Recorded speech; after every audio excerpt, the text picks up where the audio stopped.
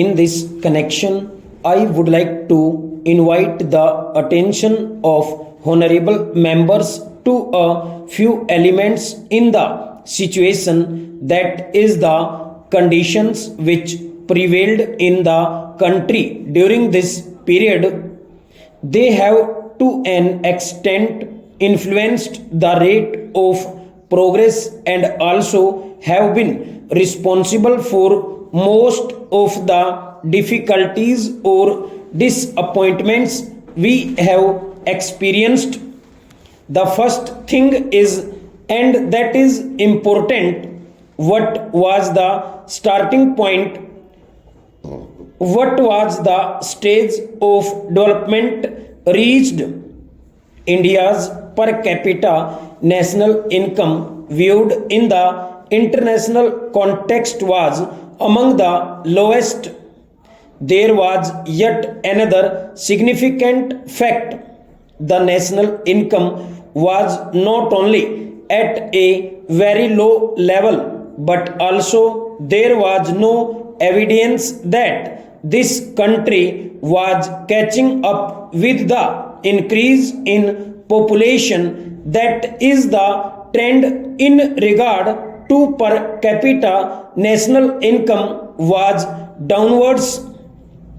It did not amount to stagnation but austerity. There was deterioration, and therefore our planning effort had to face this downward pull, which had to be overcome.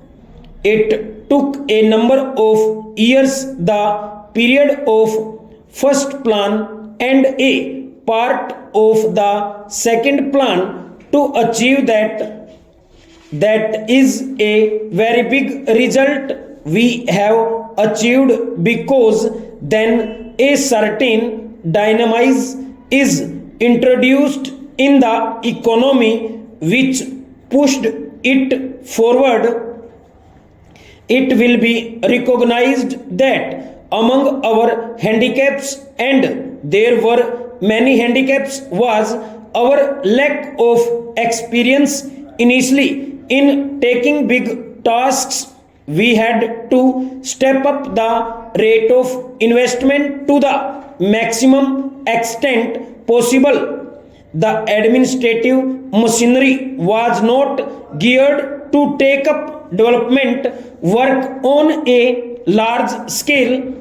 We had not enough trained personnel. There were shortages experienced in several fields.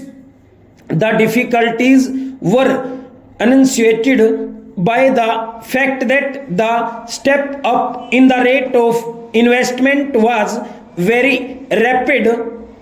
Now we can say with some confidence that we have made big strides in preparing ourselves for a still bigger advance in the third 5-year plan. It is plain that India is an underdeveloped country, and what we need is more investments and therefore more savings. A large majority of the people are not in a position to make any savings. That is a fact which has to be faced squarely. There is yet another factor which has a very important bearing on the pace of our progress. It is our democratic structure. I am convinced that democratic forces will become an ally of development.